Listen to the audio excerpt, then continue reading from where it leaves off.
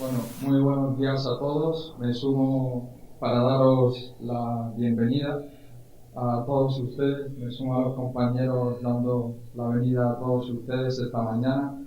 Esta mañana que va a ser una gran mañana, sobre todo diversa.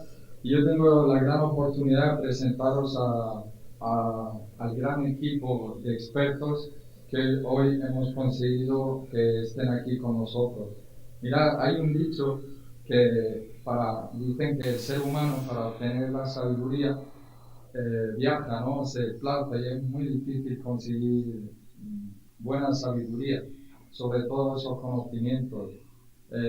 Esta mañana, gracias al gran trabajo del equipo de diversidad del PSOE Región de Murcia, gracias a la Secretaría de Movimientos Sociales, al secretario general Diego Conesa, hemos conseguido que esos expertos que viajen hasta llegar a nuestra región, hasta Murcia, porque vienen de muy lejos, vienen de Tánger, de Madrid, de Melilla, vienen de muchos lugares, así que muchísimas gracias por vuestra asistencia y, y vamos a aprender muchísimo con vosotros esta mañana, segurísimo.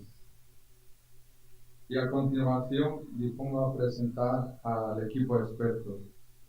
En primer lugar, Farid Ventria Ramos, nacido en Marruecos, ahí lo tenéis, nacido en Marruecos en una familia intercultural, licenciado en Ciencias Políticas y Sociología de la Universidad de Granada, asesor y gestor cultural en la Membresía del Ateneo de Madrid, patrono y fundador, director de la Fundación Internacional para los Derechos Humanos, poeta, entre muchísimas cosas. En segundo lugar, doña Susana Vallejo Serrano, por favor, abogada del Ilustre Colegio de Abogados de Murcia. En tercer lugar tenemos don Fulgencio Puche Oliva, licenciado en Psicopedagogía, maestro y profesor de secundaria, alcalde de Molina desde 1983 hasta 1991, portavoz Grupo Parlamentario Socialista en la tercera legislatura, ha sido también diputado regional del Grupo Parlamentario Socialista en la tercera legislatura, secretario de Relaciones con la Sociedad del PSRM-PSOE desde 1991 hasta 1995 y jefe de la Oficina de Extranjeros desde el 2007 hasta el 2012. También a doña Natalia Moraes Mena, uruguaya de nacimiento, profesora de Sociología la UMU, la Facultad de Economía de la Empresa, máster en Minorías y Territorios por la Universidad de Granada, diplomada en Estudios Avanzados en Antropología Social, posgrado del Doctorado en Globalización, Multiculturalismo y Exclusión Social. Tienen un gran currículum. y por último, a don Rafael Robles Reina, vicecoordinador del grupo Sentit del PSOE en Melilla, que ha ocupado los cargos de secretario de Educación, secretario de Cultura y Universidad en varias ejecutivas regionales desde el 2004 a 2014, fundador y presidente de Asociación Melillense de Lesbianas, Gays, Transexuales y Bisexuales. Interviene con los refugiados LGTBI residentes en el CETI, profesor técnico de servicio a la comunidad en el IES Rusadil de Melilla, entre muchísimas cosas. Por favor, un gran aplauso para estos grandes expertos.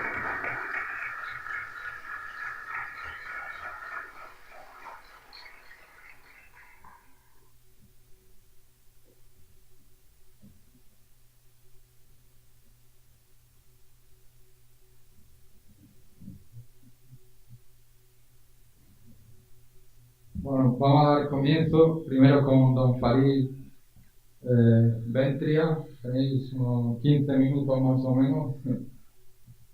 Así que bienvenido. bien.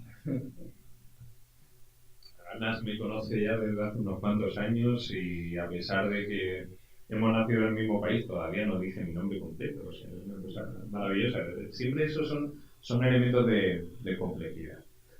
Eh, Buenos días y muchísimas gracias por acercaros aquí. Que estéis aquí ya implica que os importa la interculturalidad y que queréis entender mejor cómo se aplican políticas de diversidad. Que estemos aquí implica que al suelo de Murcia le importa. Y eso no es poco. Y eso no sucede siempre. Y eso es algo que siempre tenemos que tener presente. No es un espacio ganado. Entender la diversidad implica mucha pedagogía interna, no solo la pedagogía externa. Y por un concepto muy básico, si yo no sé defender un argumento, no puedo convencer a nadie. Muchas veces los partidos políticos estamos de utilizar argumentarios sin haber interiorizado el mensaje. Así no vamos nunca a ningún sitio. Esto es ir más allá. Y ahí las políticas de cercanía importan muchísimo. Hay que entender, primero, que todos los componentes de una sociedad ya son ciudadanos, que esa plena ciudadanía que remarcamos tanto, que un ciudadano ya tiene acceso, o debería tenerlo, a todos sus derechos y tiene la responsabilidad con todos sus derechos. ¿Cuál es el problema? Que el enfoque, incluso desde la política de diversidad, muchas veces no es el adecuado. En vez de pensar que la negación de un derecho a un ciudadano es violencia, lo que estamos pensando es que hay que crear nuevos derechos para nuevos ciudadanos. No funciona así. Eso no funciona así. Yo como ciudadano ya tengo acceso a todos mis derechos y si no lo tengo es que algo falla. Lo que hay que hacer no es, por tanto, hacer nuevas leyes, sino respetar las que hay, que es mucho más sencillo. Por ejemplo, si hablamos de los derechos de los musulmanes y tal, no hay que crear nada, no hay que crear absolutamente nada.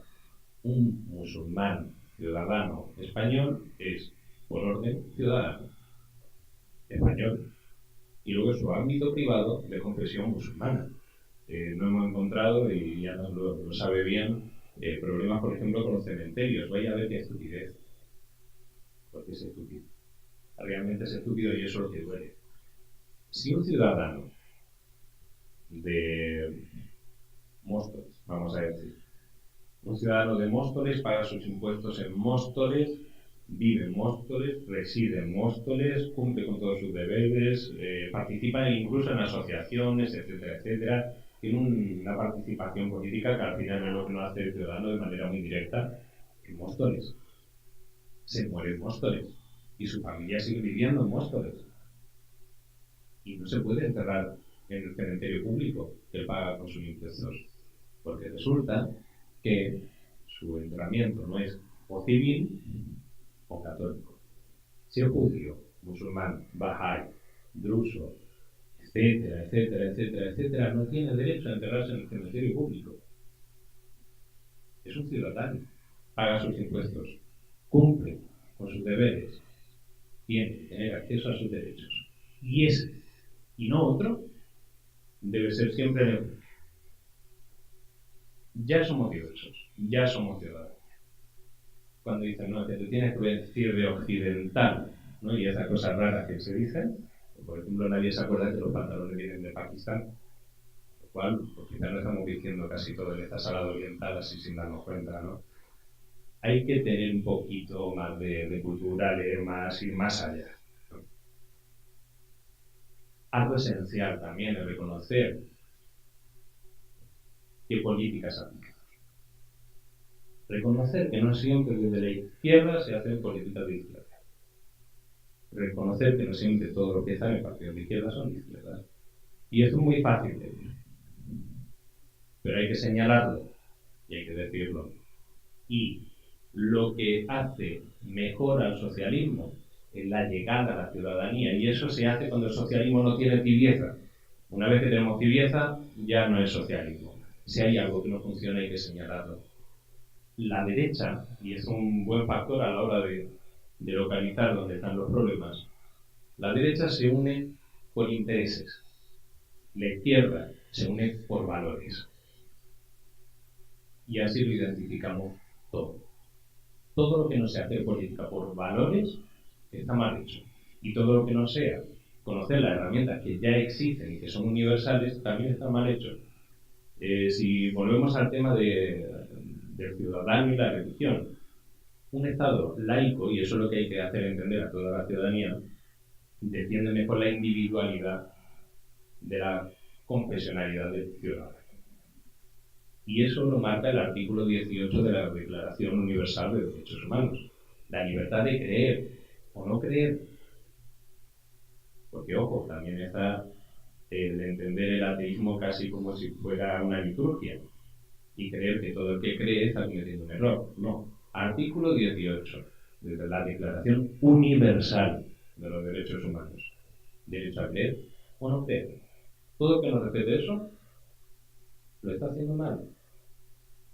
Y a veces la formulación que tenemos de las problemáticas están mal también, porque no entendemos esos elementos que ya existen y ya son universales. En definitiva, y es un axioma dentro de la política que hemos propuesto primero desde el grupo Medina, cuando éramos grupo federal, y ahora desde el equipo Medina dentro de la Delegación Federal de Diversidad y Ciudadanía Inclusiva. Sumar con lo que suman. Lo decía Ana Senedide, lo decimos siempre. No se nos olvida nunca. Y ojo, el que no suma no es un cero, es algo que resta. La política debe ser suma, porque somos de izquierda y hacemos política desde los valores. Y los valores suman. Desde ese punto tenemos que no extranjerizar a la ciudadanía. Tenemos identidades diversas, pero no debemos hacer que el ciudadano elija con su identidad excluyendo una parte de sí, porque entonces nunca va a sentirse pleno. Tenemos que ser conscientes también a nivel político de algo muy, bueno, podríamos decir que muy actual porque ahora es más fácil de ver, pero aprovechemos que es fácil de ver. El espectro político lo haría más gráfico si estuviéramos tomando un café, utilizaría el café, los azucarillos y tal para que se viera más claro, ¿no? Pero básicamente, vamos a imaginar que todo lo que veis, por ahora, somos los tres que estamos aquí al lado. Entonces, en un espectro político normal tendríamos que Ana es el centro, yo soy la izquierda, ella la derecha. Bien, tenemos claro cuál es el centro. Ahora bien, vamos a la política estadounidense, pero lo vería fácilmente aquí con Ciudadanos y con Vox, etc. En Estados Unidos de pronto nace el Tea Party, ¿no? Si el Tea Party nace más a la derecha, resulta que lo que consideramos nosotros, vamos a hacerlo al revés, de aquí para acá. Rafa es izquierda, pero el centro, pero es derecha. Vamos así. De pronto se crea el Tea Party que soy yo. Se crea el Tea Party, entonces yo soy la derecha. Él ya es centro-derecha, ya no es derecha. Ella ya no es centro. La gente lo ve como centro-izquierda. Y él pasa a ser extrema izquierda. Y ahora llega Trump. Se ha cortado pelo, se lo ha teñido, pero... Llega Trump, ¿y qué vemos ahí? Que él, entonces, en la derecha, un poquito más atravesada. Yo, que soy antiparty, que antes era extrema derecha, soy casi centro. Él, que era derecha, es centro. Ella, que es centro, ya es izquierda, casi extrema, y él pasa a ser un radical común. Si dejamos que nazca un elemento más allá, resulta que yo, que soy antiparty, soy el centro. Un centro derecha moderado. Ese es el camino. O sea, eso es la realidad. Nuestra obligación es hacerlo entender. Y por eso es necesario la pedagogía interna. No podemos explicarlo si no lo sabemos. Pero eso es lo que está pasando. Y aquí en Murcia hay un peligro real también. Conozco la región, tengo dos hermanas que viven aquí, y una de ellas, por ejemplo, está absolutamente, siendo ella de izquierdas, afortunadamente menos mal, pero está absolutamente contaminada por su entorno es derecha. Y es derecha Vox. Con lo cual, ella ya hay cosas que no puede hablar con sus amigos, ella sigue siendo de izquierdas, pero hay un rebote de información siempre alrededor que haga que piense que el socialismo está roto y no puede responder a eso, que hace que piense que tenemos menos posibilidades de las que tenemos o incluso que lo hacemos peor. Ojos que no de izquierda. ¿Por qué? Porque el entorno, ese espectro político que lo explicaba hace un momento, ya se ha desplazado. Tenemos que hacer entender eso. Tenemos que tener respuestas para ello. A partir de ahí, ¿no? Volviendo un poco a ciertos elementos, ¿no? Para ir concluyendo, porque creo que no voy a tener el tiempo ya, ¿verdad? Sí, me queda un minuto. Bien, pues entonces voy a ir a algo muy, muy básico. Casi como colofón. Y volviendo a la diversidad, volviendo a un plano más genérico, apostar siempre por la interculturalidad y no por la multiculturalidad. En una multiculturalidad no se comparten las experiencias. Una multiculturalidad es casi permitir que el otro exista y que forme parte de un algo, pero no tiene por qué ser el mismo algo al que pertenezco yo. Es mucho más bella la interculturalidad que nos habla de un todo, porque nosotros somos todos. No hay que dar margen a que exista el discurso del otro, ni siquiera en positivo, porque nunca es positivo. Por tanto, tenemos que variar la primera de todas las preguntas. Incluso los elementos de izquierda, que se supone que con esos valores y no con esos intereses, queremos acercarnos a conocer al otro, hablamos del otro. Hay que cambiar el marco conceptual. Hay que jugar en nuestro propio marco. Si uno habla de nosotros y los otros, nosotros vamos a hablar de que nosotros somos todos. Y a partir de ahí nos conocemos. Y a partir de ahí trabajamos. Porque siendo así, la primera pregunta no es quién es el otro, sino quién soy yo. Y vamos a trabajar primero sobre nuestra propia diversidad. Yo la tengo clara. Vengo de una familia complejísima, en una especie de tutti frutti muy divertido, en el que están todas las religiones y hay un montón de nacionalidades. Pero para mí eso es lo normal. ¿Qué es lo normal para los demás y hasta qué punto debería serlo? ¿Cuál es la historia de cada uno? Yo digo un ejemplo básico. O sea, yo soy poeta, entre otro montón de cosas que no se cobran. Y como poeta me encantan los místicos. Y la mística española maravillosa. Y si os pregunto cuáles son los poetas místicos españoles, insisto, recalco, españoles, nos vamos a acordar de Santa Teresa y de San Juan. Pero son tres. Y el tercero es tan universal o más que los demás. Y es Ibn Arabi. ¿Por qué Ibn Arabi no lo reclamamos como español? ¿Por qué no reclamamos que las primeras universidades de Europa son españolas? Porque eran musulmanas. No eran musulmanas, eran más laicas que las católicas, que sí se crean en torno a un elemento religioso, etcétera, etcétera. Y que nacen 2 siglos más tarde. Tenemos universidades desde el siglo IX y en el libro de historia a mí me marcan que en 1122 se crea la primera universidad española, que es la de Salamanca. Pontificia. Seamos patriotas. Reclamemos a Ibn Arabi como español, a Averroes como español, a Maimónides como español, a Ibn Hazm como español. Tenemos mucho que reclamar porque esa es parte de nuestra identidad. Preguntémonos quiénes somos nosotros y seremos más fuertes. Gracias.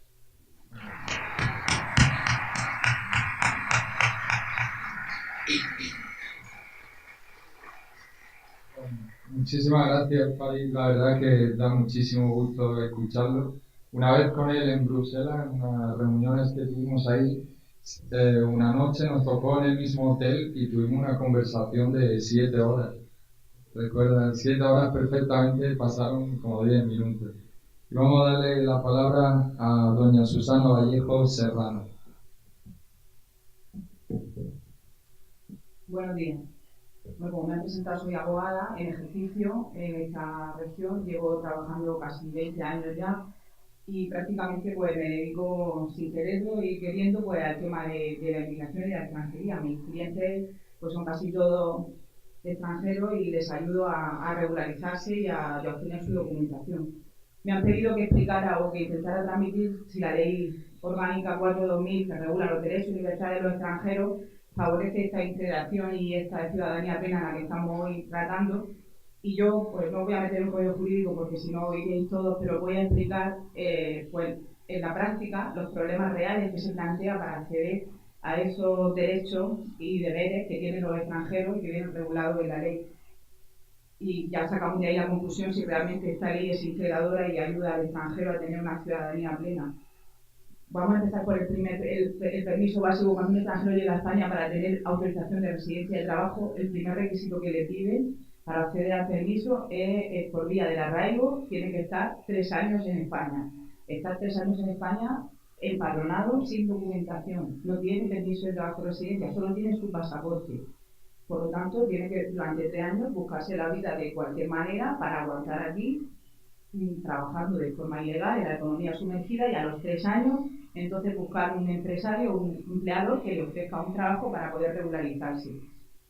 Se nos está dando el caso de personas que están viniendo con carta de invitación, con visado de turista, que a los 3 meses, 4 meses o 5 tienen una oferta de trabajo, tienen posibilidad de trabajar y no pueden regularizarse porque no han pasado esos 3 años que la ley está pidiendo. Por lo tanto, les cierra muchas puertas y terminan pues, en ese problema de irregularidad. El problema, cuando llegamos a los 3 años y ya tenemos el jefe, que encontremos un jefe que nos quiera dar esa oferta de trabajo, se plantea el problema de las pruebas.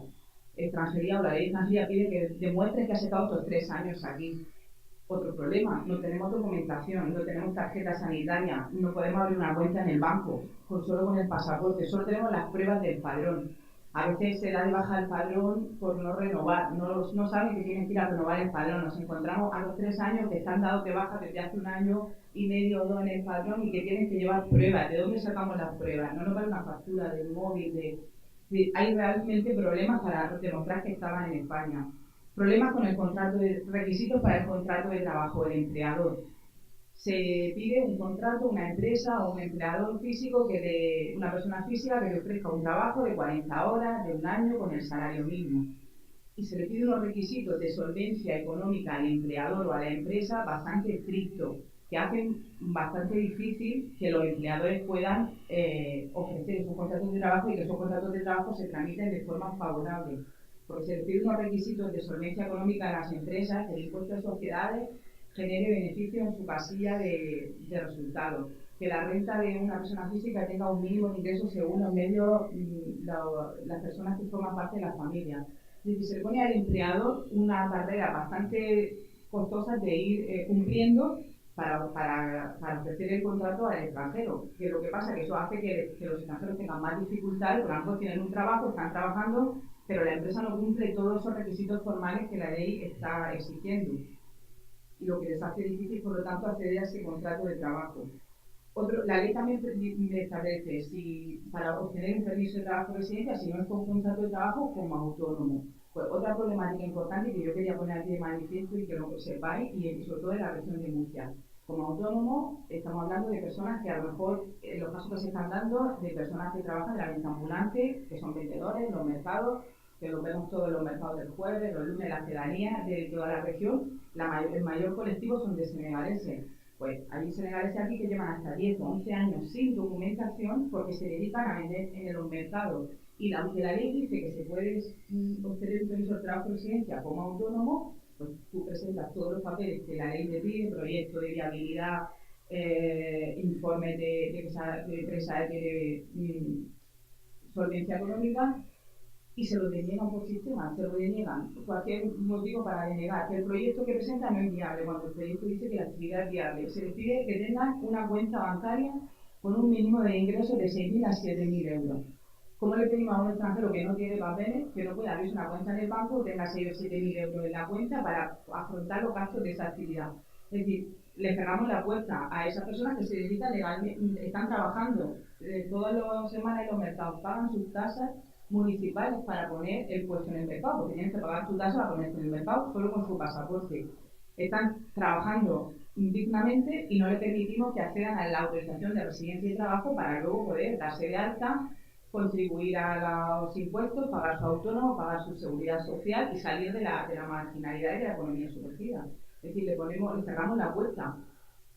Aquí la delegación de extranjeros, la oficina de extranjeros en Murcia, te denega prácticamente por sistema ese permiso como autónomo. Nos tenemos que ir a la vía contenciosa en los juzgados, lo que implica mayores costes económicos para el interesado y que los juicios pues, se demoran 2 o 3 años, con suerte hay sentencias que se ganan. Yo he ganado alguna, pero hay muchas que se pierden también. Entonces, tienen bastante impedimento a obtener ese permiso como autónomo. ¿Qué le lleva a veces? A buscar otras alternativas. Si no puedo como autónomo, ¿qué es lo que hago todos los días vendiendo en el mercado? Pues busco los contratos de otra manera. Lo que les lleva a buscar caminos intermedios y llegar al final a que haya empresarios que se aprovechen, que pidan dinero por contrato, porque al final los requisitos son tan estrictos que les impide llegar a conseguir esos contratos. También poner otro camino que la ley establece para regularizarse el arraigo laboral, que habla de estar 2 años en España solo, no los 3 que os comentaba antes, pero 2 años y te exige que estés trabajando en una empresa o con un jefe, que tienes que denunciar a tu jefe que te está dando trabajo sin tener documentos y con esa alta inflación de la seguridad social y le multan al jefe, el jefe entonces de extranjería tiene que darte el contrato. Pues ese jefe no te va a dar nada. Si tú lo has denunciado, lo has sancionado, pues te va a despedir directamente y no tiene acceso a tener el contrato. Otro punto de problemático también que me encuentro todos los días con los clientes, una vez que ya tienes documentos, trabajas, estás establecido y quieres traer a tu familia que está en tu país de origen. Pues ahí tenemos otro hándicap importante. Hay unos requisitos legales que cumplir, está bien, hay que tener trabajo de forma continuada, estable, un mínimo de ingresos según la familia que quiera traer un hogar, pero luego hay otro problema importante, se exige una vivienda adecuada. Es lógico que tenga a su familia un sitio digno donde vivir. En la práctica, lo que eso significa la vivienda adecuada es presentar, tener una vivienda alquilada o en propiedad, pero la mayoría del porcentaje de alquiler, y tienes que presentar un informe del ayuntamiento de la localidad donde vivan de viabilidad de esa vivienda, como que esa vivienda es digna y está en condiciones. Y nos existe una serie de documentación sobre los dueños de la vivienda que hace también otros hándicap para poder cumplir todos los requisitos. Primero, encontrar vivienda, que está siendo una problemática bastante seria en la región de Murcia y en todos los ayuntamientos, que los extranjeros tengan acceso a vivienda, un alquiler digno y que puedan tener una casa para uno solo, no para vivir con 20 compañeros, para poder crear su familia. Y luego la documentación que nos piden, el contrato de alquiler, nota simple de las viviendas, DNI de los dueños de la casa. Si la nota simple aparece que la vivienda son de 2 propietarios, por ejemplo un matrimonio, que normalmente cuando hace un contrato de alquiler, alquila el arrendador, puede ser cualquiera de los 2 propietarios. En todos los aspectos, la vida jurídica, ese contrato vale, pues la oficina de extranjeros no, ese contrato tiene que estar firmado por los 2 propietarios. Si resulta que es una vivienda que la he heredado de mis padres, somos 5 hermanos, y ha firmado el contrato un hermano, pues no nos vale, tiene que estar firmado por los 5 hermanos. Si han fallecido los padres, no tenemos la escritura en nuestro nombre, entonces nos piden la declaración de heredero. Tenemos que empezar a pedir a los dueños de las casas declaraciones de heredero, certificado de función, DNI de todos los hermanos, que todos los hermanos firmen. Lo que pasa es que cuando yo muchas veces les digo a ellos, déjame que llame yo a vuestro dueño de la casa para que yo le explique, porque si tú lo llamas y le dices todo esto, el dueño se asusta, no quiere darle toda esa documentación. Normalmente como uno es reacio a sacar sus escrituras, sus declaraciones de heredero y entregárselo al inquilino. Pues eso es lo que nos pide el ayuntamiento y luego nos pide extranjería para poder considerar que la vivienda es digna. Incluso se me ha dado esta semana un caso que lo tengo ahí pendiente, un ayuntamiento de Murcia, que estoy con un problema importante porque este requisito de la vivienda no solamente se le exige para traer a la familia, sino cuando ya la familia está aquí y le toca las posteriores renovaciones del permiso, si has cambiado de casa de la primera en la que viniste, a la hora de renovar te vuelven a pedir otra vez el informe de la nueva vivienda. Ahí se me están planteando los problemas de personas que ya tienen documento, que incluso llevan ya para la tarjeta permanente de larga duración, pero como les exigen de nuevo el informe de vivienda. Tengo una familia de Marruecos en una pedanía, en un ayuntamiento de Murcia, que viven, son un matrimonio con un bebé de 1 año y medio. La vivienda donde vive es de 80 metros y tiene una habitación. El bebé duerme con los padres en una cuna, como en todo el mundo.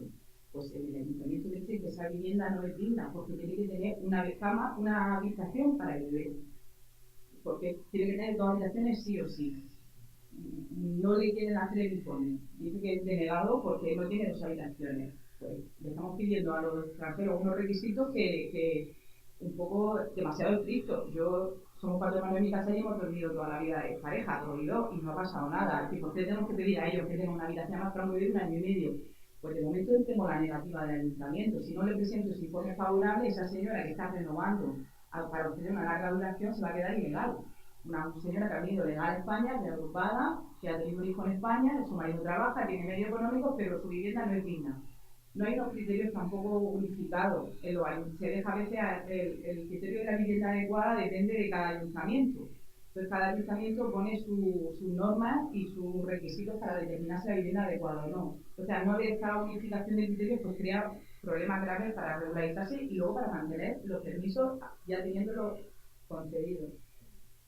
Bueno, la verdad es que puedo hablar muchas cosas, pero en definitiva yo creo que la ley de extranjería pone muchas trabas para regularizarse. Entiendo que debe haber una regulación, que tiene que haber una norma que debemos cumplir, pero se deberían flexibilizar y para que en la práctica las personas puedan acceder a la obtención del siguiente trabajo, que eso les permitirá ejercer sus derechos de manera plena, sus deberes y convertirse en ciudadanos plenos. Y otro problema para ser ciudadano pleno es la nacionalidad, que no quiero dejar caer la tardanza en resolver los expedientes. Llevamos 4 o 5 años expedientes en trámite con la nueva ley que les exige exámenes, que les exige pagar tasas, pues no se ha resuelto ni un expediente desde 2016 y ya termina el 2018. Entonces, si queremos que sean ciudadanos plenos, si ya han cumplido el periodo de residencia, sus requisitos de trabajo, pues dejémosle que sean españoles, pero agilicemos esos trámites. Y ahí falta un poco de empeño de todos de flexibilizar esos requisitos. Gracias por poder haber.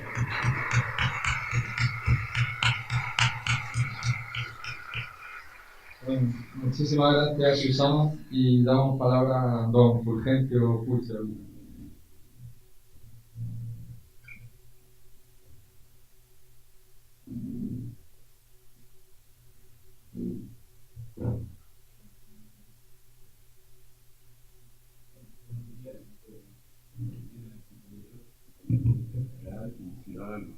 Yo, sin más preámbulo, voy a tratar de acotar al tiempo que se me pide. Quizás ya amenazo probablemente me pasaré 2 o 3 minutos. Espero que lo que se me ha pedido, y fundamentalmente lo que se me ha pedido, es que haga una panorámica de limitación de la región de Murcia. También considero que, unido a eso, hay que hacer una breve reflexión para un proyecto intercultural. Una cosa sin la otra no tiene sentido. En principio, en ningún momento, cuando aparece el fenómeno migratorio, pero desde luego de ninguna de las maneras cuando en la región de Murcia, en los últimos 20 o 25 años, hemos pasado de ser una región de emigrantes a una región de inmigrantes. A mí tampoco me gusta ya la palabra, empiezan a gustarme la palabra inmigrante, pero para entendernos, en definitiva estamos hablando de ciudadanos que viven con nosotros. Yo los considero ciudadanos de esta región. Para mí la palabra ciudadano es, por sí sola, creo que no necesita adjetivo, y me parece muy bien para remarcar los nuevos conceptos de ciudadanía plena, pero ciudadanía ya significa ser portador de los derechos y ser igual que todos los ciudadanos que conviven en un proyecto común, en un territorio, en una región o en un país. Pero antes quería hacer una breve consideración. Si os dais cuenta, estas imágenes que viene aquí pocas veces nos aparecen en los medios de comunicación. Nos aparece esta, no aparece esta otra. En definitiva, ¿por qué ocurre esto? Evidentemente porque se ha encontrado un filón por los poderes que en definitiva han gobernado prácticamente los destinos de esta humanidad y tocando las emociones. Recurren al miedo. El miedo a una invasión que nos quita el trabajo, a la vivienda, empeora la sanidad, las condiciones de vida. Es el miedo de los más pobres de aquí contra los más pobres de allí. Y contra eso se estrellan los discursos racionales. Y yo creo que tenemos que hablar de esto, porque si no hablamos de esto y solamente hablamos de nuestra posición, no estamos rompiendo la barrera. Ese miedo trae comunicación, que se utiliza como elemento de dominación. Por ejemplo, lo que yo llamo la barbaridad del señor Casado, este señor, si recordáis, a final de julio, dijo que no es posible que haya papeles para todos y que España pueda absorber a millones de africanos. Lo dijo en un momento donde por la frontera donde él estaba, que era en Ceuta, y por el mar habían llegado 24.000 ciudadanos de otros países a través de África. 24.000. Y ya estaba hablando él de millones de africanos. Pero es que este año acabaremos probablemente los 55, que es un año de gran afluencia. Asumamos que vamos a acabar en torno a los 55.000. Ese señor, por mucho que le hayan convalidado asignatura en su máster, yo creo que alcanza para enterarse que en abril el Fondo Monetario Internacional, hablando de las cesiones en España, decía que aparte de los planes privados, España necesitaba un aumento de 5,5 millones de la población de extranjeros en el horizonte del 50. Eso quiere decir que harían falta 177.419 ciudadanos de otros países que vengan a España a compartir nuestro proyecto común. En definitiva, el triple de los que llegarían este año, 7 veces más de los que escandalizaron al señor Casado. En definitiva, yo creo que podremos concluir con Slavoj Žižek aquello que decía de que las crisis son utilizadas para imponer las reglas del juego. En eso está aplicada a la derecha y yo creo que es algo que tenemos que afrontar. Y tenemos que afrontarlo primero reconociendo lo obvio, que la historia de la humanidad es la historia de la migración. Si hace muchísimos, miles de años, el hombre empezó en África a desplazarse primero al sudeste asiático, después saltó a Europa y América, eso ha ocurrido a lo largo de la historia y está ocurriendo ahora mismo. Y ahora mismo no es algo novedoso. El problema de las migraciones es algo que está con nosotros y con la historia de la humanidad. Y ante eso solamente tenemos que afrontar el fenómeno migratorio de cara, reconociendo la realidad, verbalizando no solamente las palabras que nosotros nos gustaría decir, sino también otras palabras que, aunque no las asumamos, sirvan para combatir los discursos. Tenemos que reconocer la realidad y tenemos que establecer una estrategia de actuación. Y para ello no hay otra que potenciar al máximo las políticas de integración que garanticen la igualdad de todos los que vivimos en un territorio, con el ejercicio del derecho de ciudadanía, que nos hace a todos iguales. En ese sentido, una de las cuestiones fundamentales que creo que debemos de abordar es conocer cuál es la situación. Por eso me vaya a permitir que yo hable de inmigrantes y no intento hablar de los unos y los otros, sino simplemente para que los grupos de ciudadanos que viven en esta región y que estamos tratando de mezclarnos, ¿cómo están? Los inmigrantes en la región de Murcia hay 221.418, el 13,7%. En España, el 11,25%. En España hubo un fenómeno, no todos son los problemas que aquí se han remarcado, que efectivamente hay una serie de problemas y con los gobiernos conservadores se han agudizado mucho. En España, fundamentalmente, todos estos inmigrantes, la mayoría de ellos regularizados, lo fue con el decreto que aprobó el gobierno socialista de Zapatero, que hizo la gran regularización, porque Aznar tenía un doble discurso. Por un lado decía que los socialistas creemos los papeles para todos, y él estaba abriendo las fronteras para que vinieran aquí, en ese caso, sin miles y miles de ciudadanos de otros países sin regularizar y que eran pactos de explotación por parte de los empresarios de este país y concretamente de Murcia, de los empresarios, especialmente los empresarios agrícolas.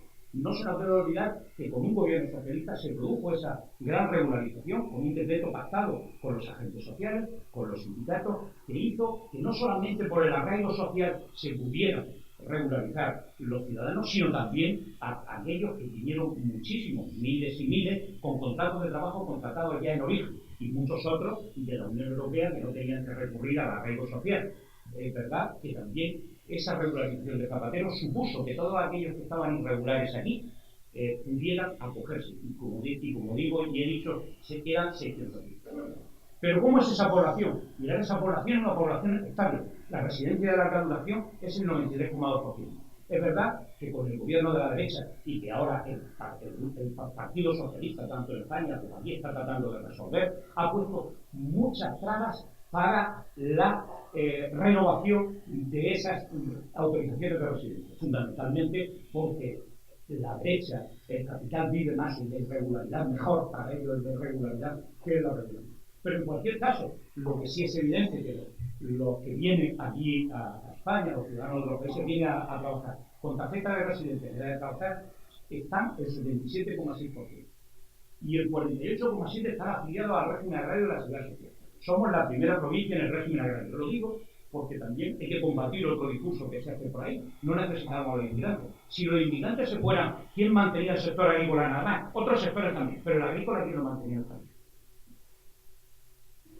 Pero tampoco tenemos que olvidar otra cosa. Con ciudadanos con tarjeta de residencia en la región, entre 0 y 15 años, hay 30.999. Eso significa que nos tiene que llevar a un doble esfuerzo. Si por sí tenemos que tener un gran esfuerzo de integración y un esfuerzo intercultural, el hecho de que tengamos ciudadanos entre 0 y 15 años de ese orden, el 20,5%, nos tiene que llevar a otro esfuerzo importante para que no se nos queden atrás. Y junto con los ciudadanos que han nacido aquí y que tienen la nacionalidad española, de ese ejercicio de ciudadanía, todos tengan la misma oportunidad. Y también, como elemento a tener en cuenta, con más de 64 años tenemos el 1,5%. Aquí podéis ver una referencia de las nacionalidades, que de pasada, por ejemplo, tenemos que los de nacionalidad marroquí son 83.761, los de procedencia ecuatoriana 28.861, probablemente bastantes más porque han tenido tiempo de tener acceso a la nacionalidad, rumanos 16.800, el cónsul de Rumanía está aquí con nosotros, lo sabe mejor que nadie, el Reino Unido 16.679, que aquí tiene una diferencia respecto al resto. Los que son del Reino Unido, como todos sabemos, vienen por motivos de turismo, no vienen fundamentalmente a trabajar. Y así llegaríamos en esta pequeña región. Para ver un poco también cómo se aproxima respecto del paro, vemos que en Murcia el paro es el 16,33% final de septiembre. En España el 14%, tenemos 2 puntos por encima de la realidad. Pero si lo tenemos con los ciudadanos que son de otros países, vemos que se alcanza el 24%. Lo digo que aquí también hay otra historia que dicen que los inmigrantes que vienen nos quitan los puestos de trabajo. Pero esta además yo quería, se ha citado anteriormente, decir 2 o 3 cifras. La población que ha venido a vivir y a compartir el proyecto común con nosotros en España, teniendo un 11,25%.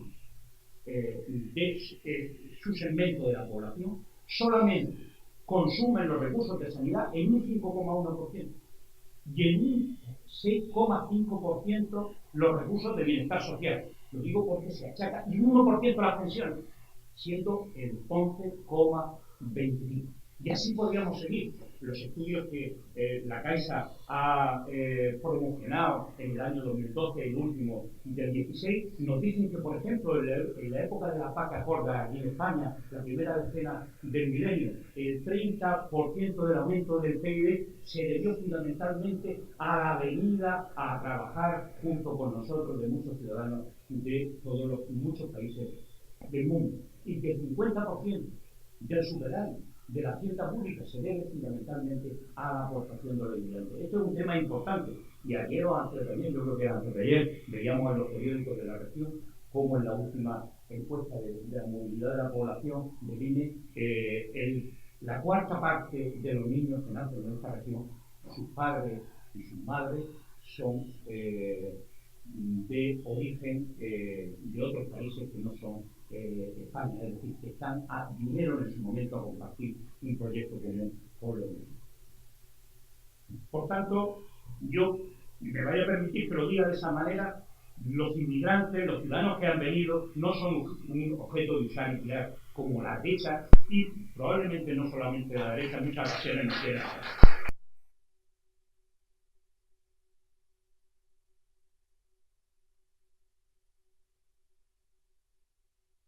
hacer un proyecto de vida con unos ciudadanos, como unos ciudadanos más de nuestra región. En el asunto migratorio no podemos ser ni alarmistas ni populistas. En el tratamiento de la inmigración solamente hay un camino y una denominación. Es un asunto de Estado, es un asunto de todos. Y cuando llegamos aquí ante esta situación, ¿qué es lo que planteamos? Yo lo único que se me ocurre, ya se ha citado por aquí por algunos compañeros de mesa, interculturalidad, interculturalidad e interculturalidad. No hay otra alternativa. Y eso significa comunicación en el mismo plano. Y eso significa diversidad como fortaleza. Eso significa diálogo transversal. Eso significa respeto mutuo, reconocimiento de la ciudadanía plena. Y eso significa enriquecimiento de la confluencia de culturas, que potencia la innovación. Nadie ha caído en este país, por lo menos no lo verbaliza, que la innovación se da del enriquecimiento de cultura. Yo el otro día en mi pueblo, en una pequeña reunión que tuvimos, caíamos en la cuenta de que en Molina, por ejemplo, hay 102 nacionalidades. ¿Qué mayor riqueza puede tener un pueblo? Y así están en la mayoría de los pueblos de la región. ¿Qué mayor riqueza puede tener un pueblo que la aportación de ciudadanos de 102 nacionalidades? 102 por la española, por supuesto. Y para finalizar, ¿por qué decía yo interculturalidad? Lo decía porque, al igual que anteriormente se ha manifestado, tenemos que rehuir o tenemos que anteponer al multiculturalismo, que muchas veces lo hemos utilizado en sentido humanista por aquello de que, bueno, respecto a la cultura, etcétera, etcétera. Tenemos que huir de eso y sustituirlo con la interculturalidad, que no significa machacar a la otra cultura, significa mezclar todas las culturas como un elemento de belleza y como un elemento de ciudadanía, para que no hablemos de este y de aquel, sino que hablemos de nosotros.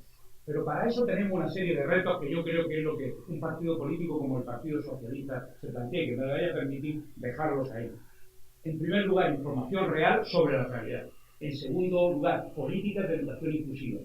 Tenemos que evitar desde los ayuntamientos, desde el gobierno regional y del gobierno de la nación, que no puedan haber colegios donde solamente vayan niños de una nacionalidad. Que vayan niños que entre 1 y 3 años no hablen el español o solamente hablen una lengua. Tenemos que evitar que hayan barrios solamente de una nacionalidad, sea la española, sea la marroquí, sea la ecuatoriana o la que sea. Y eso nos compete a los poderes públicos.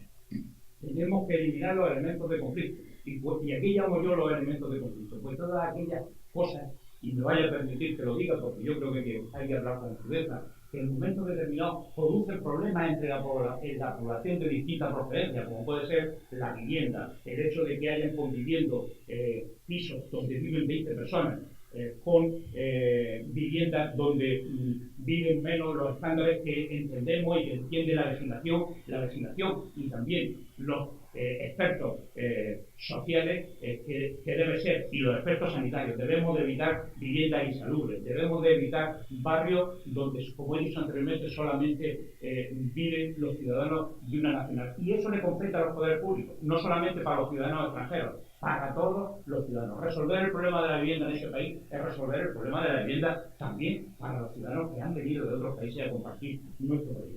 Tenemos que mirar las situaciones discriminatorias en el acceso al empleo para todos los ciudadanos, pero fundamentalmente el acceso y la irregularidad que se da en el sector de la inmigración. Debemos de plantearnos el intercambio cultural, pero no solamente desde el punto de vista de la cultura académica, sino de los medios de vida.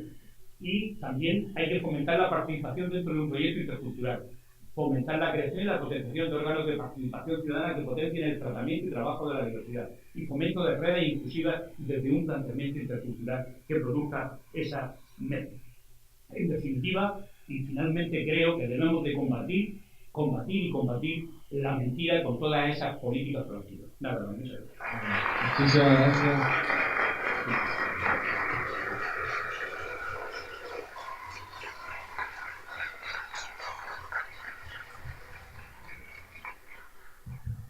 Muchísimas gracias, don Fulgencio.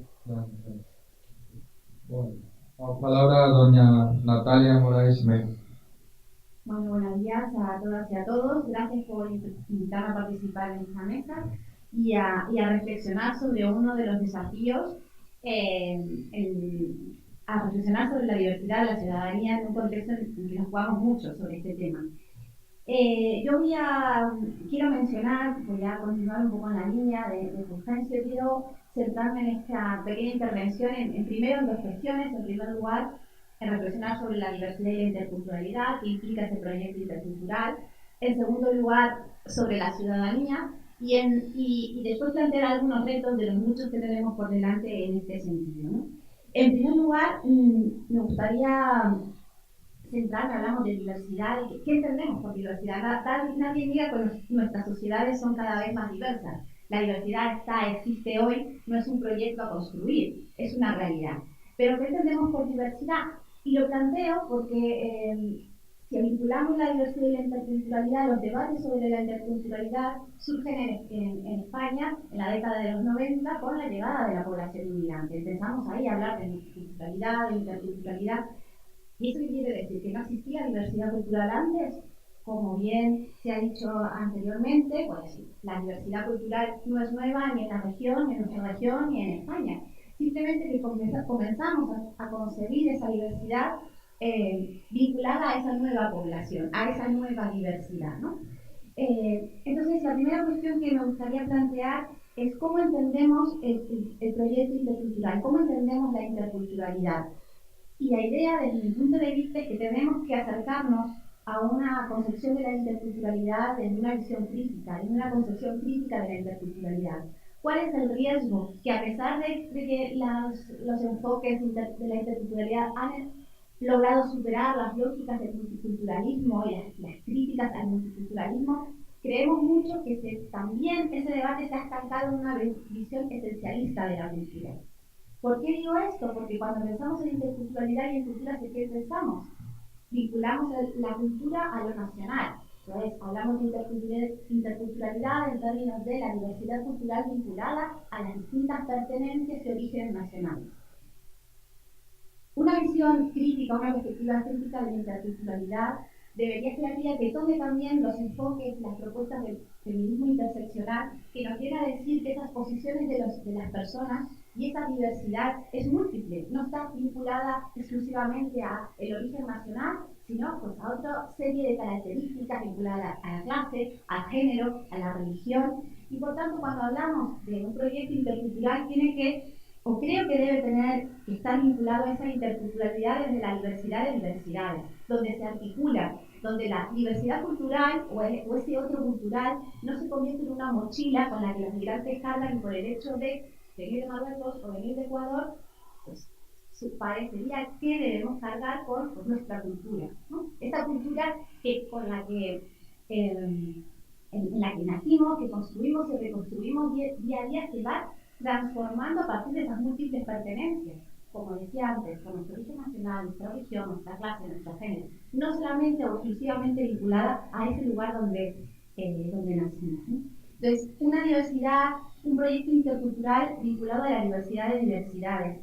En un contexto, como bien ya pues, los académicos y Altover en particular ha reconocido, de un contexto de superdiversidad. En España y también en nuestra región, las primeras migraciones pues, no eran tan diversas como las actuales. En el mundo, la diversidad de los flujos migratorios ha aumentado, hay una gran heterogeneidad. Estamos en un contexto de superdiversidad y por tanto tenemos que tener cuidado en no reducir los proyectos de interculturalidad a una visión esencialista de la cultura, ¿no? Porque caeremos de nuevo en lo que ya hizo el multiculturalismo, ¿no? Construir una cosificación y en definitiva a consolidar la construcción de una alteridad de esos otros. Y también, y esto es importante porque sobre todo cuando analizamos desde la academia, la investigación, algunos proyectos y políticas interculturales, un proyecto intercultural no puede estar dirigido solamente a una parte de la población, a esos que concebimos como diversos.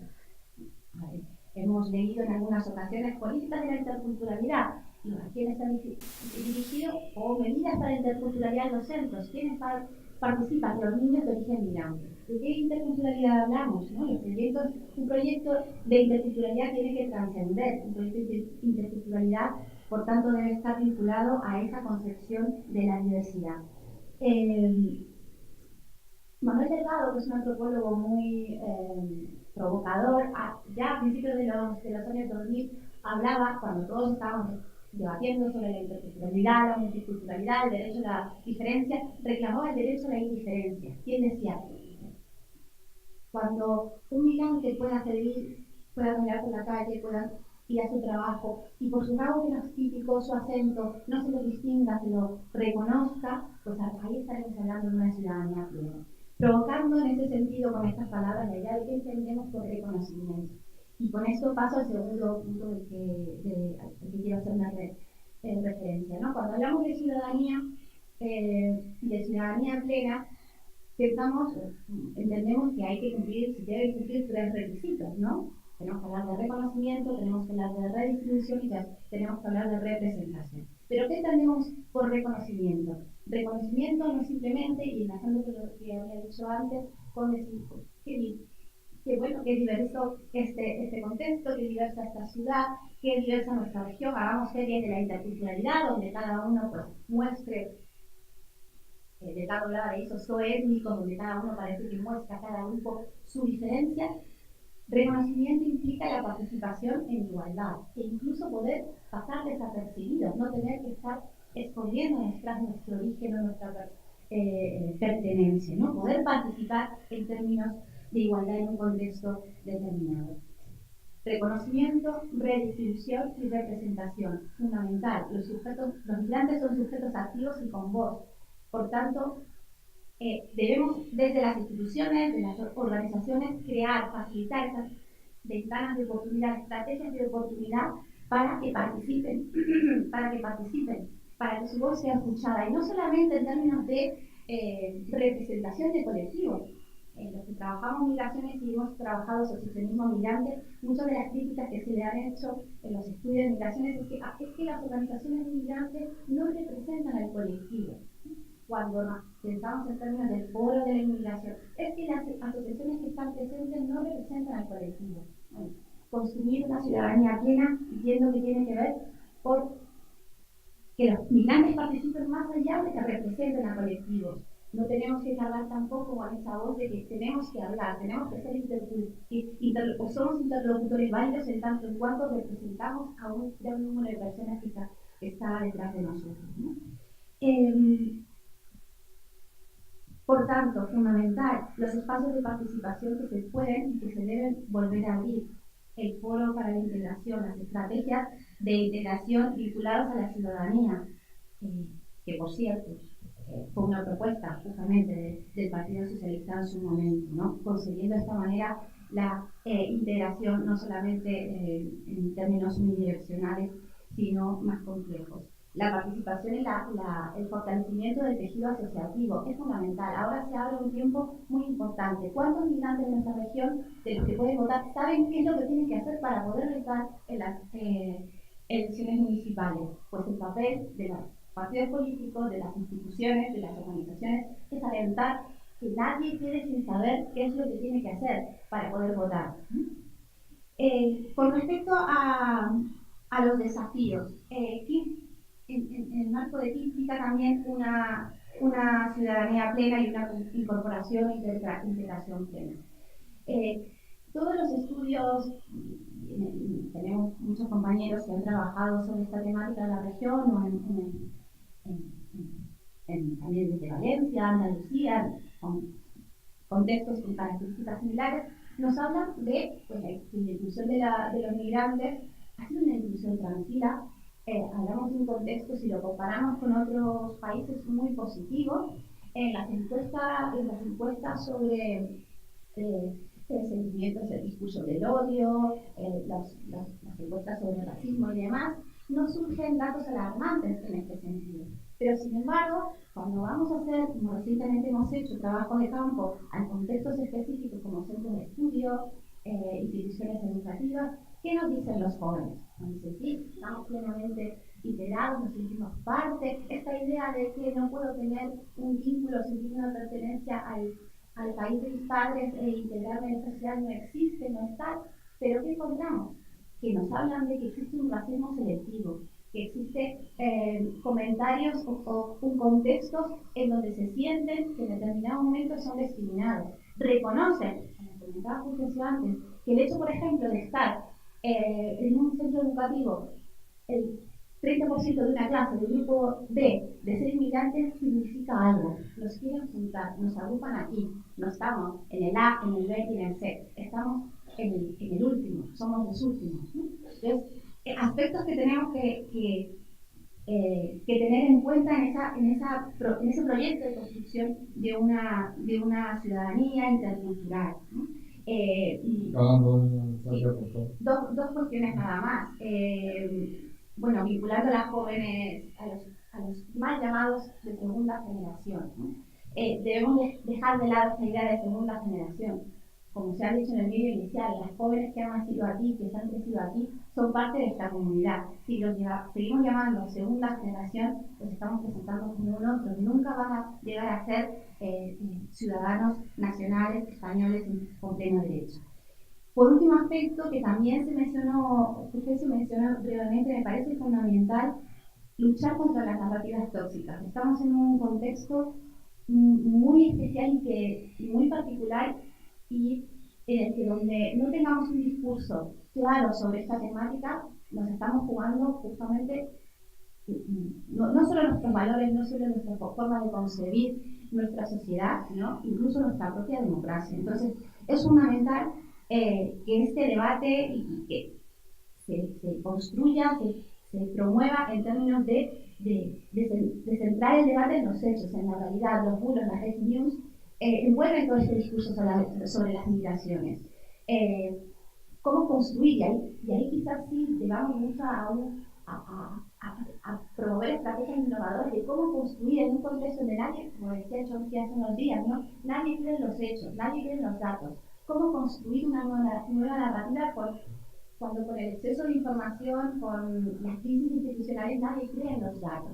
Y sin embargo, sí se tiene un WhatsApp que se pasa donde dice que las mujeres son los que más están utilizando el sistema, consumiendo el sistema de salud público, ¿no? Tenemos que ir, ya para terminar, también más allá de la inmigración como recurso y concebir la autonomía de las migraciones como una de las características de nuestra sociedad global actual, ¿no? Es muy importante debatir y utilizar argumentos orientados a desmitificar y a contradecir esos bulos, pero también siempre de la perspectiva de que no es porque sean un recurso, no es porque los necesitamos, no es porque si no tendremos niños o quién pagará nuestras pensiones, sino porque la movilidad humana es un derecho humano y por tanto tenemos que defenderlo. Y somos una sociedad que hemos construido después de la Segunda Guerra Mundial, después de la Guerra Civil, después con el inicio de la democracia, una serie de valores que tenemos que mantener y que pasan por construir una sociedad inclusiva y cohesionada, asentada en esos valores. Y bueno,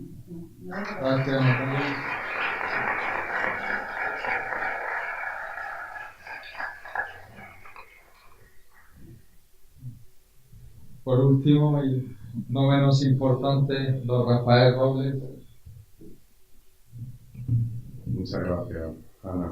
Bueno, no quiero dedicar un minuto primero a agradecer a los culpables responsables de que esté aquí, a Ana María Valcarce, a que la responsable de diversidad del partido, al partido de la región de Murcia, a Ana y Pari, que son mis compañeros amigos del Grupo Medina, y quiero mandar saludos también del Partido Socialista de Melilla, de Gloria Rojas, su secretaria general, José Luis Estrada, el presidente, mi compañera y amiguísima Nora Jamás, que es la coordinadora del grupo CENDI del Partido Socialista, y quiero empezar hablando precisamente del grupo CENDI, porque en Melilla llevamos mucho tiempo trabajando, como no puede ser de otra manera, la convivencia y la diversidad desde el partido, y tenemos muchos retos por delante. No ha sido fácil, tenemos una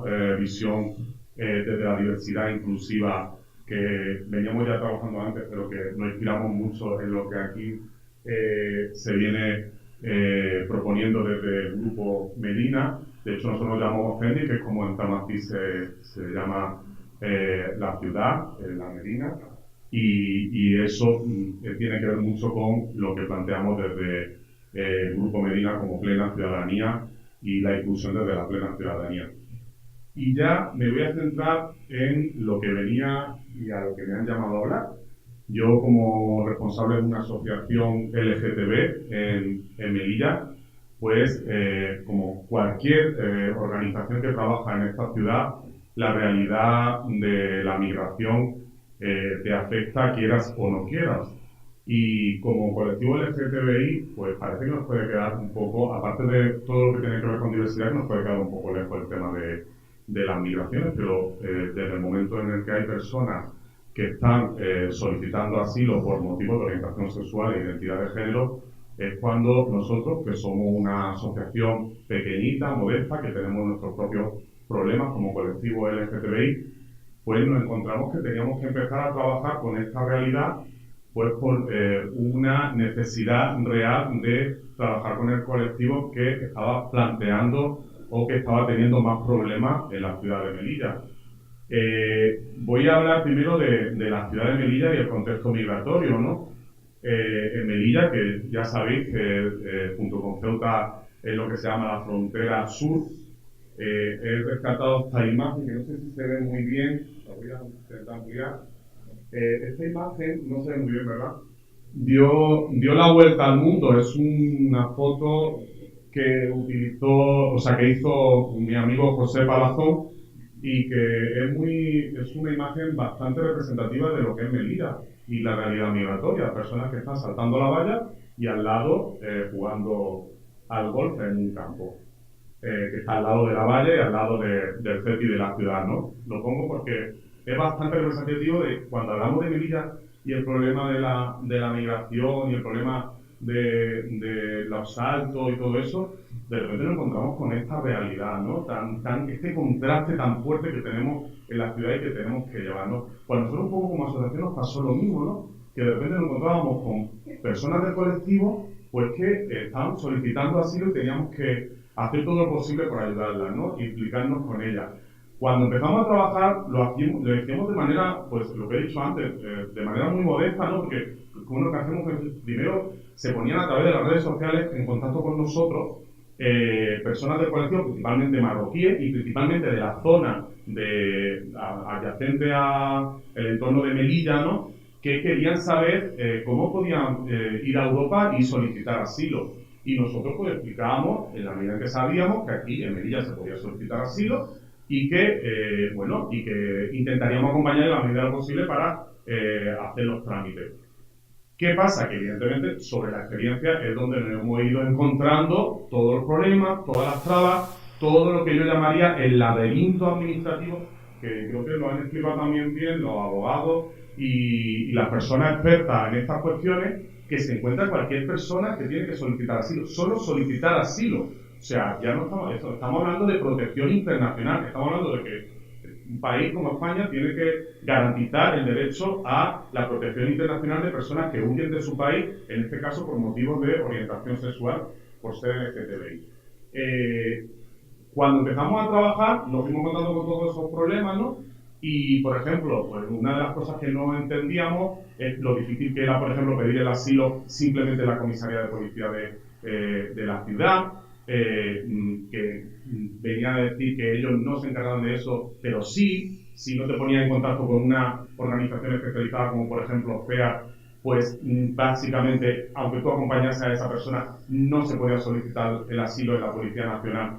En Melilla, al final allí se habilitó una oficina de asilo en frontera y ahí se han derivado todas las solicitudes de asilo cuando la solicitud de asilo se puede hacer tanto en territorio como en frontera.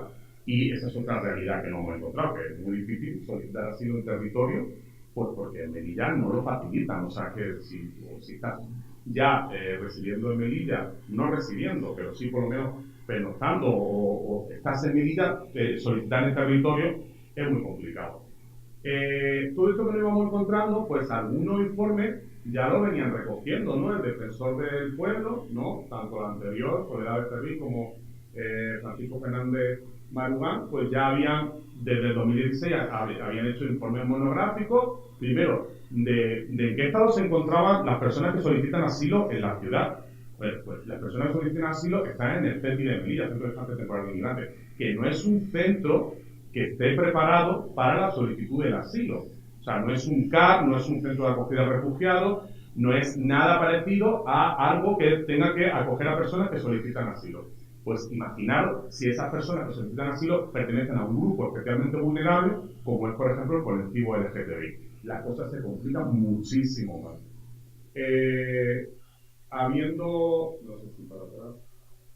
Habiendo revisado un poco lo que estaban diciendo los informes, los expertos sobre la cuestión, ¿no? Otros informes también lo que venía a decir es que la protección internacional por orientación sexual tenía que cumplir unos requisitos que establecía el Consejo de Europa, ¿no? Y todos los tratados internacionales, y que tampoco se estaban cumpliendo en Melilla de ninguna manera.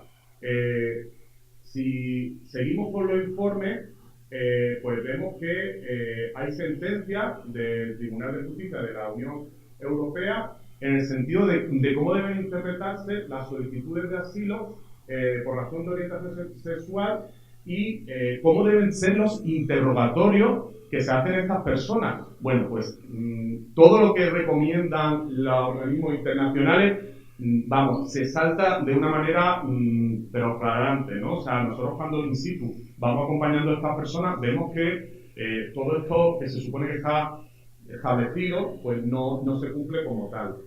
Y eso también nos lo hemos ido encontrando sobre la marcha, pues cuando hemos ido acompañando a todas estas personas.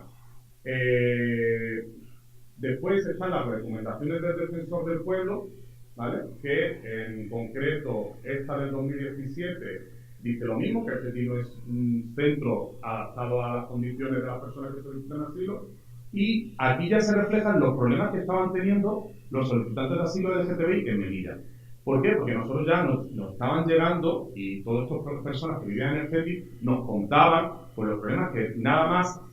Es verdad que el CETI es un centro que tiene bastante controlado lo que son los problemas de seguridad, los problemas de homofobia, LGTBI-fobia. Ha intentado, pues, por ejemplo, que las personas tengan sus habitaciones separadas del resto de los residentes porque había problemas de homofobia entre los residentes del CETI.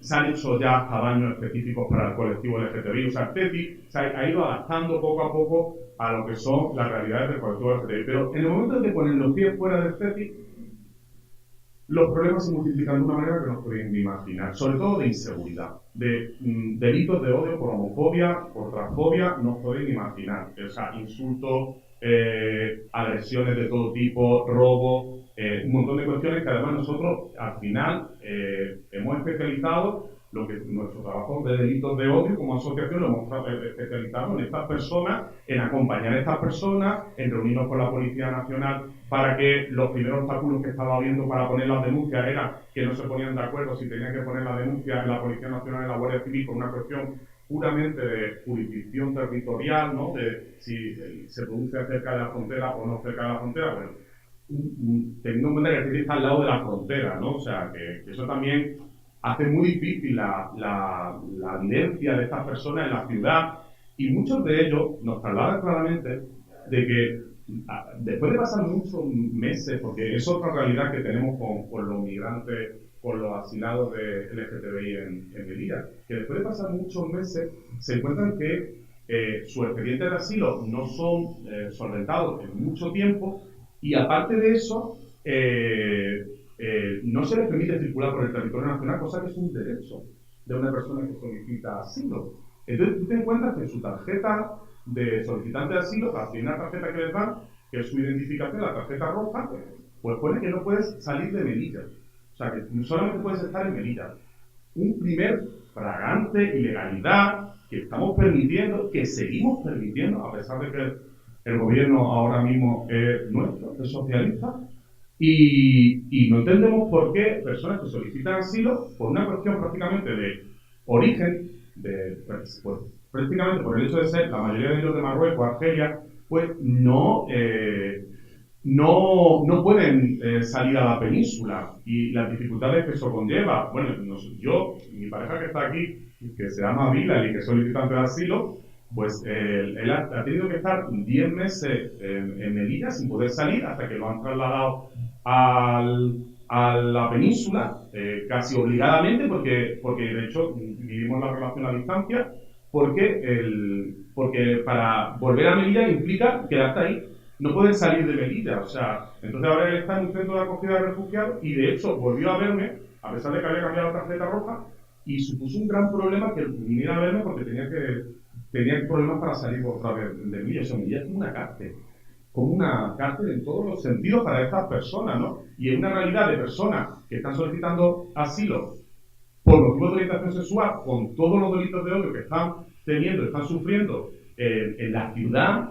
Porque, a ver, habría que hablar de Melilla como una ciudad de diversidad cultural, religiosa, donde entran 30.000, 40.000 personas a diario desde Marruecos, y estas personas que están huyendo de ese entorno, pues se la encuentran en Melilla, y muchos de ellos se encuentran, de los familiares precisamente que huyen, se lo encuentran en la ciudad amenazándolo, te vamos a matar. Porque, claro, o sea, la principal causa por la que huyen de sus ciudades, de su familia y tal, es por la deshonra que representa el hecho de ser lesbiana, gay, transexual o bisexual. Perdón, Alberto. Sí, ya, vale. Entonces, me queda mucho por decir, pero bueno, solamente voy a comentar que nosotros, pues somos una asociación, como he dicho antes, bastante pequeñita. O sea, veníamos haciendo un trabajo, pues, típico de asociaciones LGTBI, ¿no? En todas partes.